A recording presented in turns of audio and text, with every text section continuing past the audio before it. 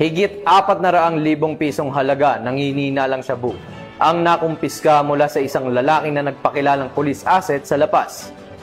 Sa bisa ng bypass operation, agad na naaresto ang suspect na ngayon ay nahaharap sa kasong paglabag sa Comprehensive Dangerous Drugs Act.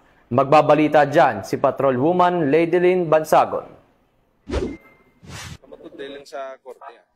Arestado sa isinagawang drug by bust operation ng City Drug Enforcement Unit 6 ang isang lalaki na umano'y nagpakilalang asset ng pulis matapos makuhanan ng tinatayang 400,000 na halaga ng hinilaang shabu sa Barangay Laguda, La Paz, Iloilo, pasado alas 10 ng gabi nito lamang ika-10 ng Nobyembre taong kasalukuyan. Kinilala ni Police Captain Roque Jimeno III, Officer in charge ng City Drug Enforcement Unit 6 ang suspect bilang si alias Toto Bert, 36 na taong gulang. Ayon kay Police Captain Jimeno III, nabentahan ng suspect ng isang plastic sachet ng hinilaang shabu ang isang pulis na nagpanggap na pusher-buyer. Matapos ang transaksyon, agad na dinakip ng mga otoridad si alias Bert. Sa masusing paghalughog, na-recover mula sa kanyang 6 pang plastic sachet ng hinilaang shabu na may kabuuhang timbang na 60 gramo at tinatayang nagkakahalaga ng 408,000 pesos. Dagdag pa ng mga pulis, matagal nang minamanmanan si alias Bert dahil sa mga ulat na patuloy itong sangkot sa iligal na bintahan ng droga sa naturang lugar. Sa kasalukuyan,